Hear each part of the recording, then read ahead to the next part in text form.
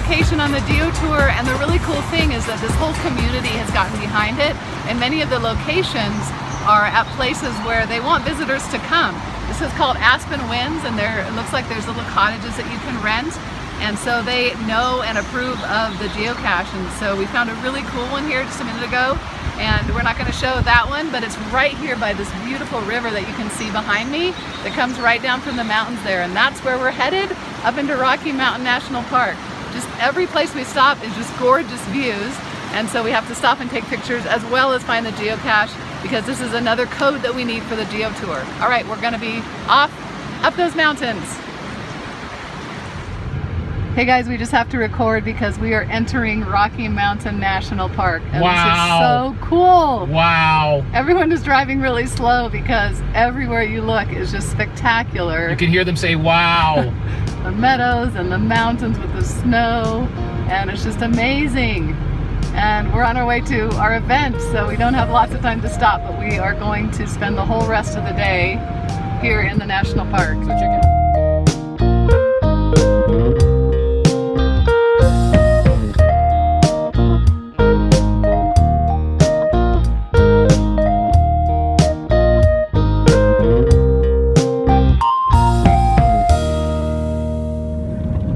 As you can see, we are now above the tree line. I believe we exceeded 10,000, 12,000 feet, something like that. We're pretty high. Just crossed 11,000. Just crossed 11,000 feet. So if you notice behind me and around the scenery, the trees are either very small or non-existent. It was mostly rock up here. We do have some snow because we are really high in elevation right now.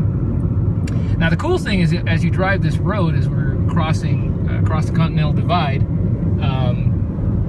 is that there are earth caches everywhere for us to enjoy, and if you have time to stop and take advantage of them, you can learn a whole lot about the geology around here, because there is a lot of very significant geology, stones and things like that, and earth formations. One of the reasons I'm not looking at you right now is because I am paying attention to this road. Yes.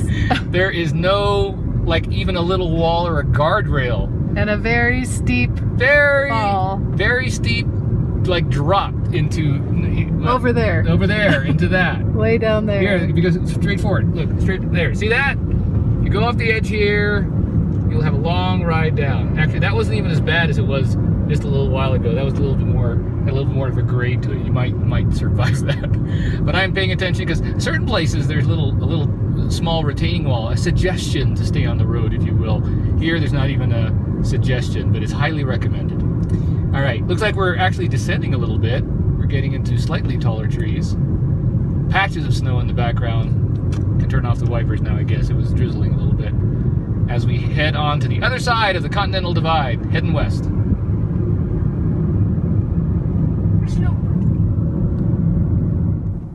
So what you see before you is a forest canyon glacial landscape. And there was an earth cache here. Not one that is on the Geotour, but an earth cache nonetheless that is, we highly suggest. And if you've got the time to come out here, it is just a smorgasbord, a plethora, a cornucopia, if you will, of earth caches and geological formations. So this is not one on the trip. And right now we're at about 11,700 feet up, and we're headed towards 12,000 feet at a visitor center? Alpine. The Alpine Visitor Center, which will be the top, and then we'll begin descending onto the other side. So right now, the weather is great. It was actually a little bit rainier earlier, so we weren't able to step out. But right now, look at the view behind me. It's amazing. We're actually above the tree line, so if you'll notice, there are no thick forested pine trees, which is what it looks like if you just descend a little bit. As you can see, I'm wearing short sleeves. The temperature is great right now. We are at an elevated level, and I do feel it just a little bit. I feel it slightly, but it hasn't affected us too badly. Off in the distance, if Sandy spins around, well, over there as well, there are patches of snow, and the road that we're heading on right there is just winding through the tundra. The tundra, by the way, which means what? No trees in the general area. I believe that's true. I believe, like, it's a Russian word for there aren't any trees around here. And this tundra is protected, so we need to stay on the trail and not go off, because apparently by just even stepping on it, it's a delicate substrate, and you can actually damage it. So off we are after this, trying to catch our breath. We can feel it. You know, we're at sea level at San Diego. So being here at 11,700 feet, just walking around is not bad at all. You know, we're in pretty decent shape. But when we do any sort of exertion of walking up or walking down or even squatting down, taking pictures and standing up again, we kind of feel it. The air is definitely thinner up here. So, all right, off after this, we're going to head off to a few other earth caches and then eventually to the Alpine Visitor Center and to go check out that area and then head on down to the other side.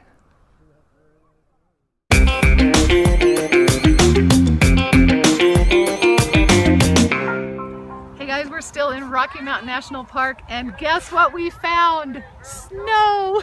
We've been on the hunt for snow. We've been seeing the patches in the higher elevations, and Sean was desperate to get in the snow so he could do a snowball fight, but he realized how cold the snow was and how slippery. We came off the walkway and he went running, and I wish I had my video camera going, because his feet hit the snooo and they went out from under him and he landed right on his butt. Don't have a lot of snow in San Diego. We're not used to the snow, but he's having a good time, finding out how cold it is, trying to make snowballs. And here we are in our shirt sleeves. It's gorgeous weather. We're up above 12,000 feet.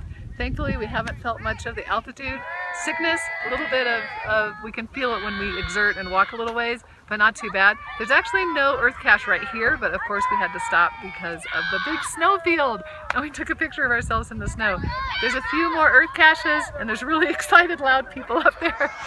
There's a couple more earth caches before we hit the Alpine Visitors Center, which I think might be the highest point, and then the Continental Divide, and then on down to Grand Lake. Got a lot of ground to cover still, but we've seen some spectacular scenery, and like around every turn we make, it seems to be getting better. Gotten a lot of earth caches already, and there's more to come, but we just had to film here because we're crazy San Diego people. We don't get to see snow very often, so it was awesome to have this snow field here for us. All right, more adventures in Rocky Mountain National Park. All right, Sean, so we're here talking to Sean Portasio to find out how he is enjoying his Colorado trip. So, Sean, what do you think about your trip so far? I like it. It's really good, yeah. Yeah, and what did you think about the snow that you saw? The snow was a little bit too slippery and too icy, so I just ran off the thing, ran off, jumped onto the snow, and slipped and fell. There's a couple times that Sean got hit by Daddy with a snowball, and then he hit Daddy also with a snowball. And then also, what animals have you seen live? Ooh, I have seen a... Wait, what is it called? Mule deer. A mule deer? No. Marmot? A marmot and a mule deer. And a mule deer. Yeah. And have you seen lots of different plants? Yep, I have seen lots of different plants. I've seen wonder pine trees. Yep. And flowers and stuff like that. Yep. Okay. And have you found any geocaches? A lot. Okay. A lot of virtuals and yeah. Okay. All right. Very good. And here we are in Colorado with Sean. All right, we are here at a rather significant location. This is an iconic place because it's the Continental Divide for North America. And what that means is any rain that is falling on this side, which is actually the south side of the sign, will actually roll into that direction. And this side, which is the north side of the sign, which doesn't seem like it would be, look like it would be the east side, rolls into the Atlantic Ocean. So this is where that division happens. And back there's actually a little small lake you can go check out. And all that drains into the Atlantic Ocean. And if there's any water over that way, it's going to go towards the Pacific Ocean. So this is a significant place. And as you can see, it's 10,759 feet, which is actually lower than the highest point, which we find fascinating because one of the highest points was over 12,000 feet at its peak. So we found that to be interesting as well. We were recently at the Alpine Visitor Center where we found an earth cache, pretty significant thing as well. And Sean got deputized as a junior ranger. Hey, Sean, come over here. Let's show him your badge. So Sean got a junior ranger badge, and he got it because he was able to answer all these questions from a junior ranger booklet. And so there he is, the official junior ranger patch. No, you can leave it on. You can leave it on. There you go. Okay. So it's the official junior ranger badge that he got there. And he even took a pledge, an oath to do the right thing and not to put any small creatures in a backpack and take them home. Very, very bad thing. You're not supposed to do that, apparently. All right, so we are headed actually down now to Grand Lake. Now that we're down on this side of the continental divide, should all be downhill from here. And then we'll find geocaches outside, which are no longer just virtuals or earth caches, but actual containers. So looking forward to the rest of our trip here out in Colorado.